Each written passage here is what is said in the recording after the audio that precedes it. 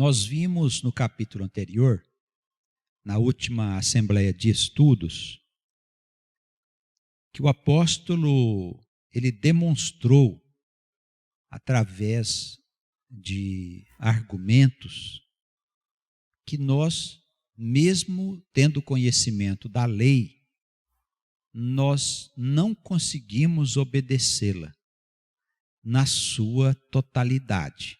É claro que nós conseguimos obedecer alguns mandamentos, mas existem outros que nós acabamos transgredindo. Isso até em pensamento, porque Jesus, ele ensinou que nós podemos cometer pecados em pensamentos. Então, nós que somos aqueles cristãos desse tempo,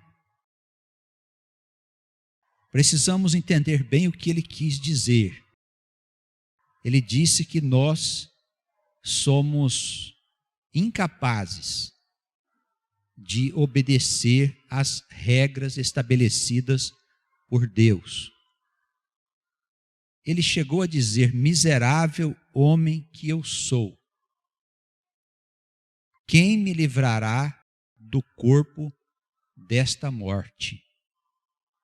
Dizendo que não haveria uma saída para ele. E todos nós sabemos que o apóstolo Paulo, ele era um homem muito estudado. Ele tinha um profundo conhecimento das Escrituras antigas, do Velho Testamento.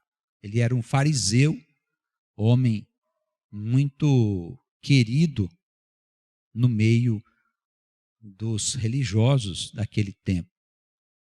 E nós sabemos que foi ele um perseguidor da igreja nascente, até que Jesus apareceu a ele no caminho de Damasco e o converteu para a nova fé.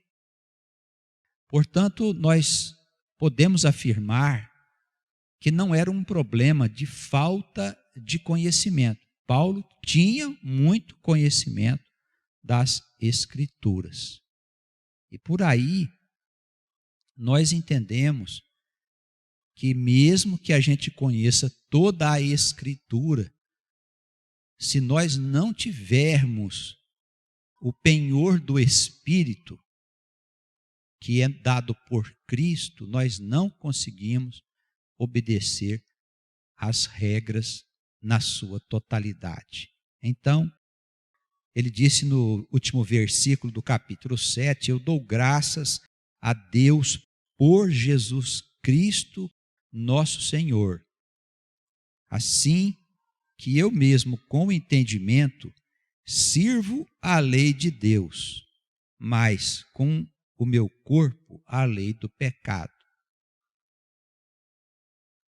O apóstolo, ele segue aqui no capítulo 8, dizendo assim, tendo ele ensinado que não há outra solução a não ser Cristo. Nós precisamos aceitar Jesus como nosso Senhor e Salvador. Esse é o ponto alto da igreja. A partir daí, nós começamos a ter acesso às coisas do Senhor.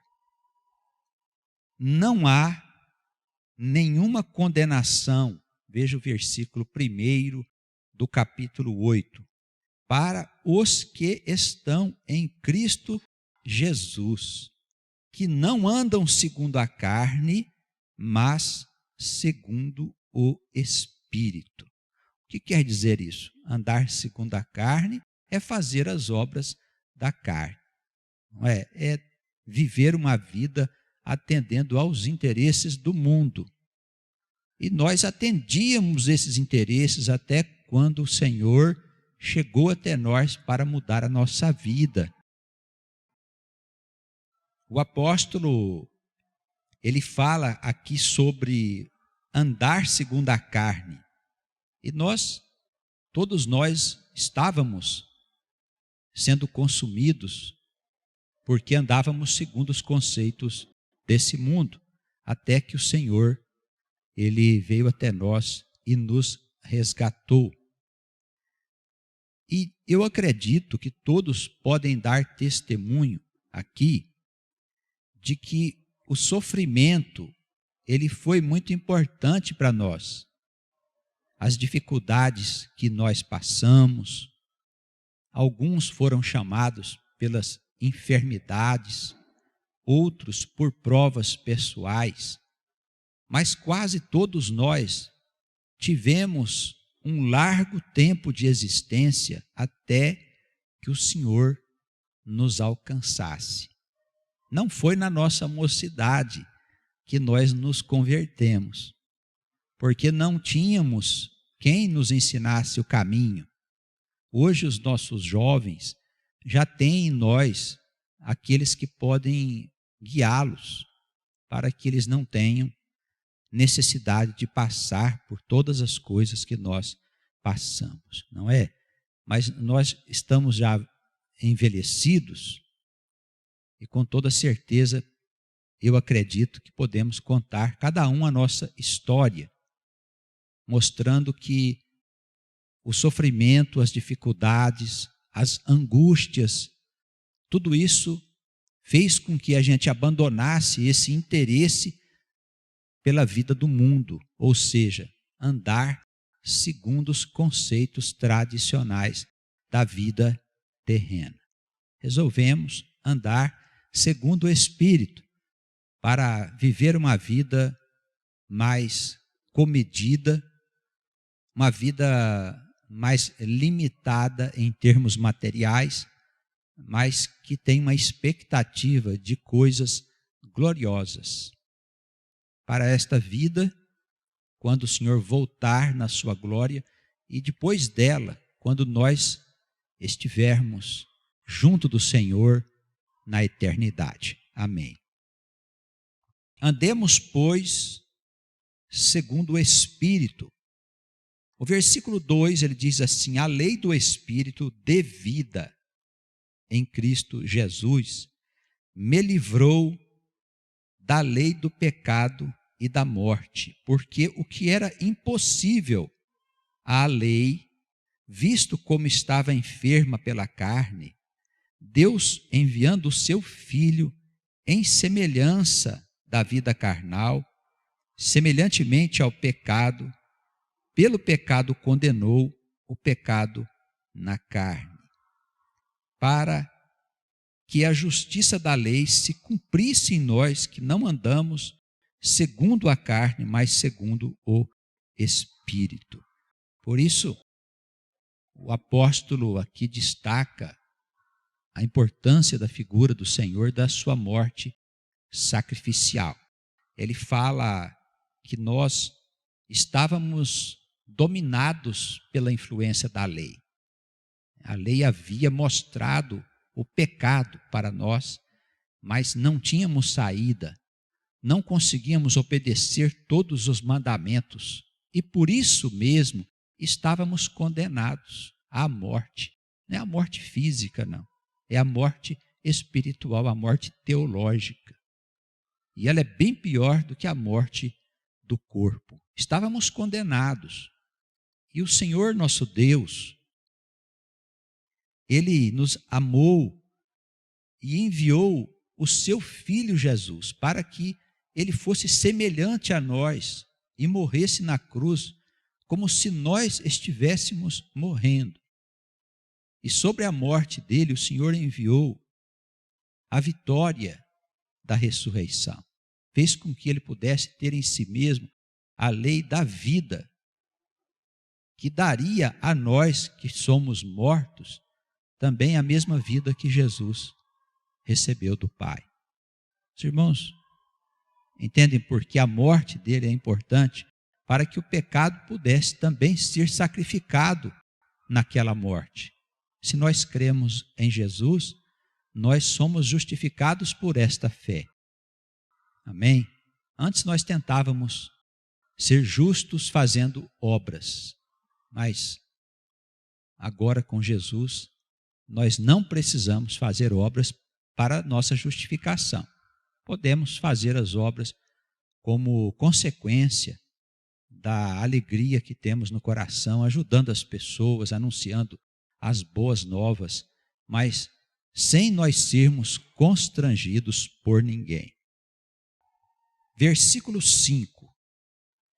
Porque os que são segundo a carne inclinam-se para as coisas da carne, mas os que são segundo o Espírito, para as coisas do Espírito.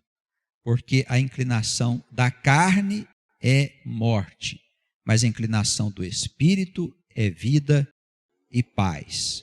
Porquanto a inclinação da carne é inimizade contra Deus, pois não é sujeita à lei de Deus, nem em verdade o pode ser. Portanto, os que estão na carne não podem agradar a Deus. O que ele está falando aqui não quer dizer que aqueles que estão vivos não podem agradar a Deus, mas aqueles que andam segundo a carne. Ou seja, aqueles que vivem para comer, para beber, para se divertir, para se enriquecer, para gozar das alegrias desse mundo. Tem gente que só vê isso na vida, não vê outra coisa. Não tem o amor que precisa ter no seu coração. O apóstolo deixa claro que existe dois tipos de pessoas aqui na vida terrena. Os que se inclinam para a carne e os que se inclinam para o Espírito. São inclinações.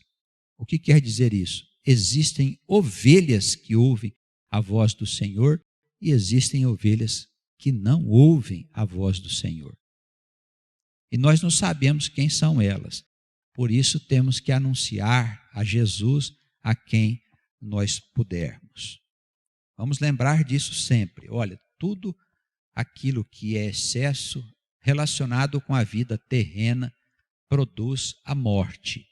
E todas as coisas que estão relacionadas com os bens do Espírito, relacionados com a vida em amor, nos traz alegria, paz e vida eterna a nós e às pessoas com quem nós convivemos. Versículo 9. Vós, porém, não estáis na carne, mas no Espírito, se é que o Espírito de Deus habita em vós. Mas se alguém não tem o Espírito de Cristo, esse tal não é dele. E se Cristo está em vós, o corpo, na verdade, está morto por causa do pecado, mas o Espírito está vivo por causa da justiça. Tá bem? Então, o que ele fala aqui sobre o Espírito de Deus habitar em nós, o Espírito de Cristo habitar em nós. Ele está aqui lembrando os ensinamentos de João, quando Jesus, no seu evangelho, ele diz que ele e o Pai viria habitar em nós. As pessoas não entendem muito bem isso, porque nós estamos acostumados a pensar em termos de individualidade. O que é individualidade? A gente fica pensando que Deus é uma pessoa, é como se fosse um espírito em forma de uma pessoa. E Cristo também, tendo sido semelhante a nós, como é que ele pode habitar em todo mundo? Porque ele está falando aqui do Espírito do Senhor habitar em nós. O que nós precisamos entender é que Deus é Espírito, não é uma individualidade. Quando ele fala de Cristo aqui, ele não está falando da pessoa de Jesus, mas está falando do seu pensamento. Está falando do pensamento de Deus, do Espírito de Deus e do Espírito de Cristo, não da sua individualidade. Então, como é que Deus pode habitar em nós? Como Cristo pode habitar em nós? Por meio da comunhão que nós temos com Ele.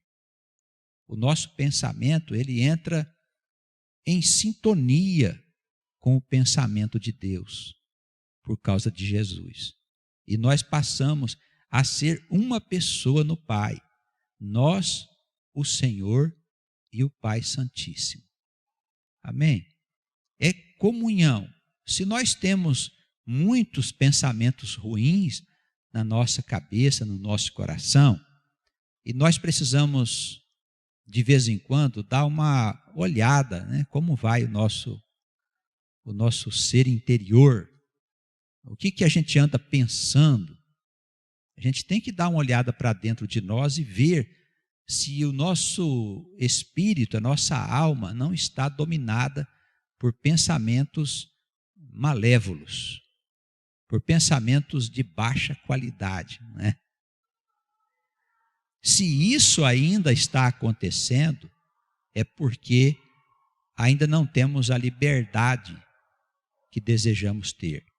É porque ainda não fomos convertidos da maneira como o Senhor espera que nós sejamos. Se os nossos pensamentos interiores não são bons, a nossa alma não está em sintonia com as fontes do bem, com o Senhor Deus e nem com o Senhor Jesus. Pode ser que o nosso espírito está sintonizando, está tendo comunhão com o espírito desse mundo. Vamos ter cuidado, tá bem? Uma coisa importante, não é possível controlar os nossos pensamentos. Tá certo? Não tente, deixe que os pensamentos sigam naturalmente o seu curso, como se fosse um rio. Não fique preocupado em não pensar nas coisas erradas, porque quando elas aparecem aí na sua parte consciente do seu pensamento, você já pensou, não é? É como uma bolha de ar que sai lá do fundo do lago. Já viram isso? É nos filmes lá que eles apresentam na TV sobre o fundo do mar ou o fundo dos lagos. Aquela bolhazinha de ar sai lá do fundo, do meio das algas e vai subindo até chegar na superfície. E ali ela explode, né? Como se espalhasse na superfície do lago. Assim também são os nossos pensamentos. Nós pensamos numa área inconsciente e o pensamento sai desta região e viaja até nas áreas aonde nós temos consciência de que eles aconteceram dentro de nós. Então, como é que nós vamos arrumar isso? Na igreja, orando ao Senhor, nós temos que conversar com Ele, pedir: Senhor, lava a minha alma, limpa os meus pensamentos, né? Limpa o rio dos meus pensamentos, de toda a sujeira desse mundo, porque eu quero seguir com o Senhor. A nossa oração, o nosso envolvimento com a Escritura, as músicas que nós ouvimos, tenha cuidado com as músicas do mundo, porque estas músicas trazem mensagens que só falam de inclinação à vida carnal. Tá bem? Nós não temos nas músicas do mundo quase nenhuma mensagem relacionada com as coisas do Espírito. A gente tem ali cantores que fazem letras ligadas a muitas áreas da vida humana, aos sentimentos humanos.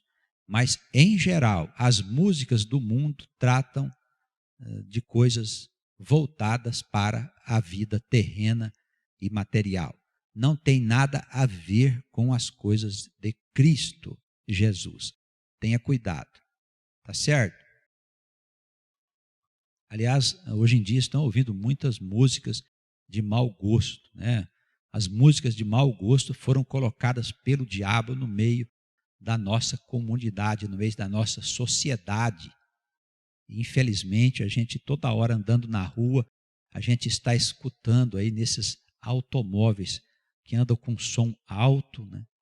E as letras são terríveis, são coisas de baixa qualidade, coisas que se ouviam falar Antigamente, apenas nos prostíbulos estão sendo anunciadas nas ruas, o que mostra que o diabo, Satanás, trouxe para dentro da cidade todo o lixo lá dos infernos. Tá bem?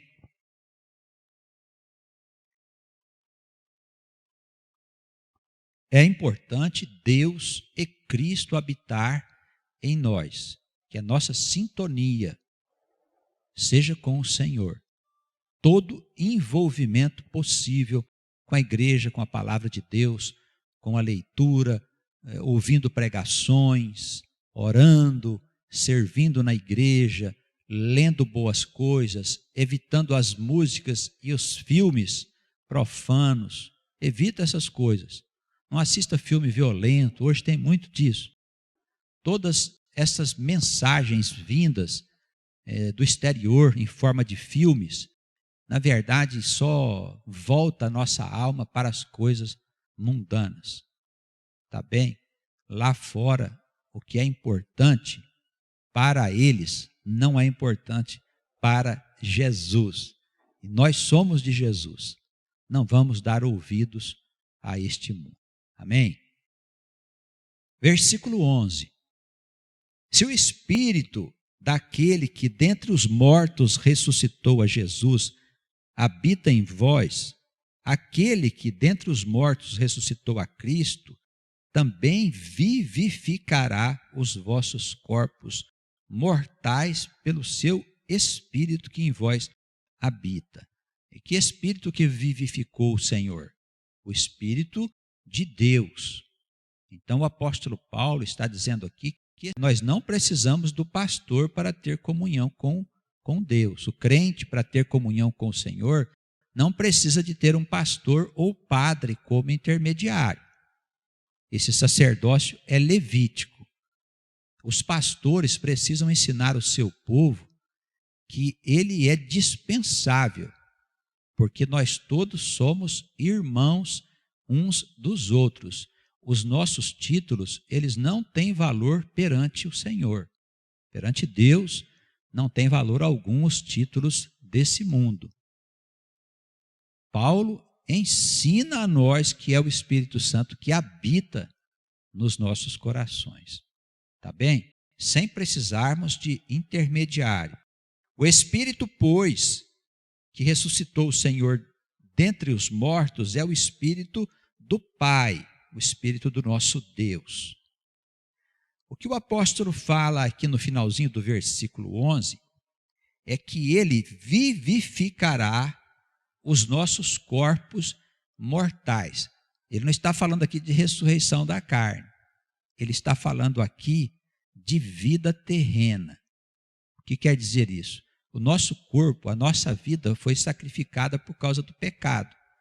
Quer dizer o quê? O Espírito está vivo por causa da ressurreição, mas o nosso corpo está morto por causa do pecado. O apóstolo Paulo, ele diz que o Espírito de Deus também vai dignificar a tua vida terrena. Então, este Espírito, ele vai limpar o seu coração dos maus pensamentos. Amém? Percebe? Ele vai vivificar também o seu corpo, a sua vida corporal, os seus membros.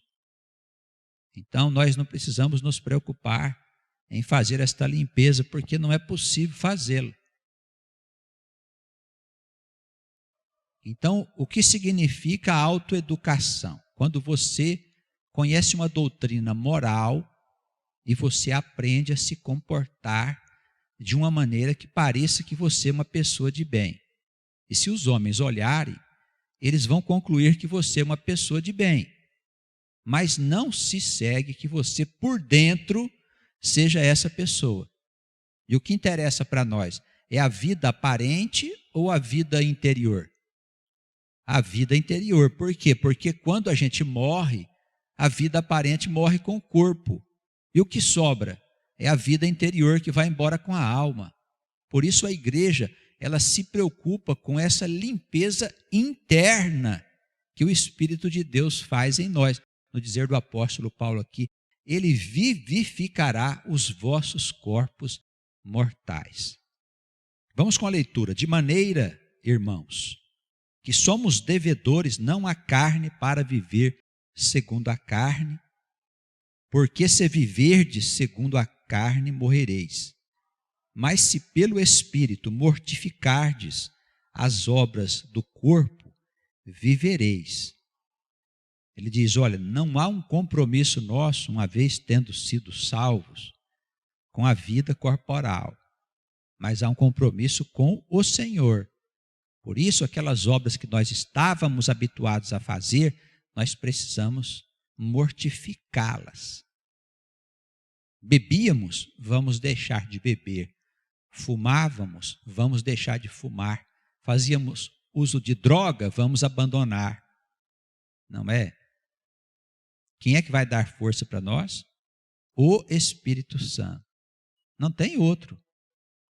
Mentíamos, adulterávamos, desonrávamos os pais, desconsiderávamos a igreja. Todas estas coisas precisam ser mortificadas para que o homem novo ele possa nascer. O apóstolo, ele diz assim, que se nós mortificarmos as obras do corpo, essas obras más que nós fazíamos, quer dizer, a vida velha que a gente tinha, a gente viverá, nós viveremos. Mas se a gente não mortificar, mesmo estando na igreja, lendo a Escritura, continuar fazendo as coisas velhas, nós estaremos mortos, irmãos. Existem muita gente morta na igreja de Cristo. O sujeito vai na igreja achando que isso resolve o problema dele. Essa é uma atitude católica. Basta ir na missa que já está resolvido. Tudo bem que lá seja assim, mas a igreja cristã genuína, ela trabalha para que o homem tenha consciência de quem ele é. Ele precisa abandonar os seus laços com a morte para encontrar a verdadeira vida. Versículo 12. De maneira que, irmãos, nós somos devedores não à carne, para viver segundo a carne, porque se viverdes segundo ela morrereis, mas se pelo Espírito mortificardes as obras do corpo, vivereis. Porque todos os que são guiados pelo Espírito de Deus, esses são filhos de Deus. Amém? Porque não recebeste o espírito da escravidão, para outra vez estardes em temor, mas recebestes o espírito de adoção de filhos, pelo qual nós clamamos, Abba, Pai. Esta palavra quer dizer paizinho.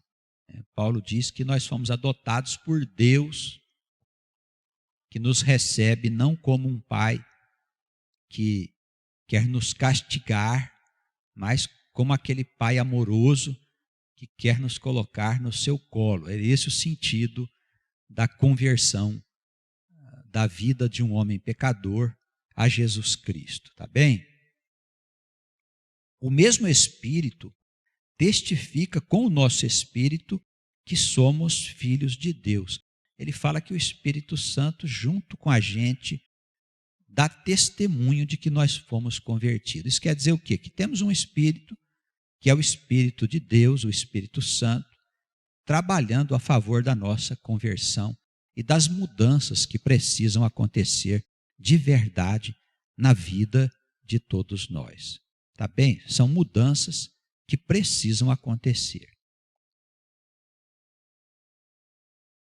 Se nós somos filhos, versículo 17, somos também herdeiros, herdeiros de Deus e co-herdeiros de Cristo, se é certo que com Ele padecemos, para que também com Ele sejamos glorificados.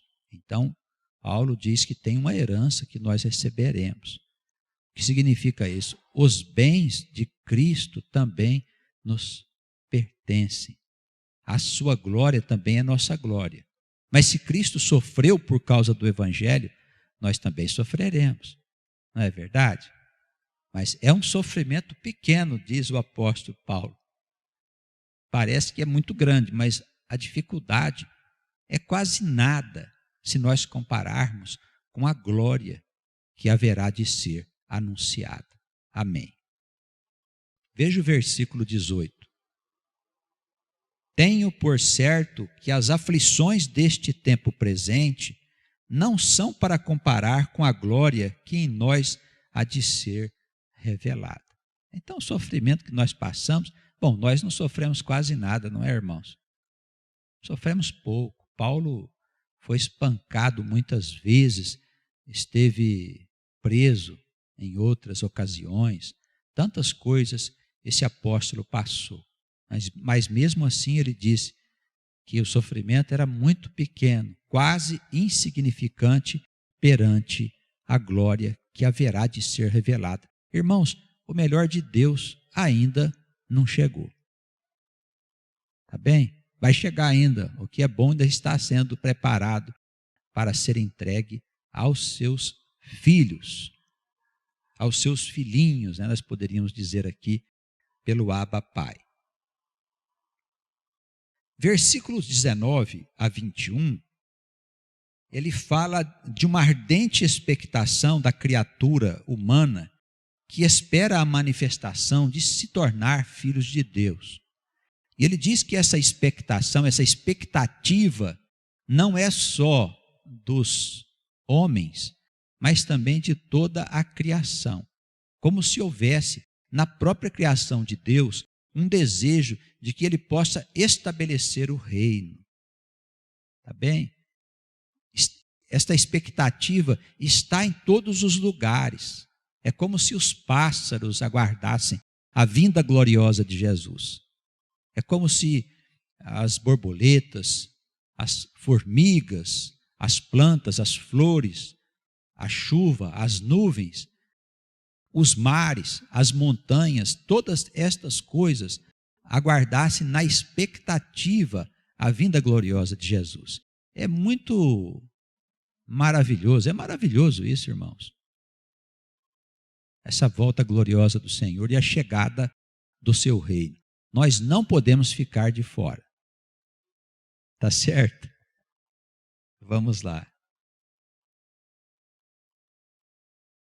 Para concluirmos a leitura, a criação de Deus ficou sujeita à vaidade não pela sua vontade, mas por causa daquele que a sujeitou, que é o Satanás, não é? Na esperança de que também a mesma criatura será libertada da servidão da corrupção para a liberdade da glória dos filhos de Deus. Porque sabemos que toda a criação geme e está juntamente com dores de parto até agora. É como se a criação estivesse esperando para dar à luz o seu filho, ou seja, o novo mundo, a nova Jerusalém, o reino que será estabelecido definitivamente. Tá certo? A gente vê aqui que ele faz umas colocações um pouco complicadas das palavras, mas eu acredito que nós temos aqui uma certa dificuldade na tradução do texto. Nesse trecho aqui, em particular, não é? Entre os versículos 19 e o versículo 22. A tradução me pareceu pobre daquilo que o apóstolo pretendia dizer. E não somente a criação, versículo 23, mas nós mesmos que temos as primícias do Espírito, também gememos em nós, esperando a adoção, a saber, a redenção do nosso corpo. Que é a redenção da nossa vida terrena, da nossa vida com o Espírito. Ele diz, não é só a criação que geme, mas também nós que somos os escolhidos, o povo de Deus, que temos as primícias. O povo escolhido também aguarda ser levado até essa glória. Tá bem? A esperança, em esperança fomos salvos.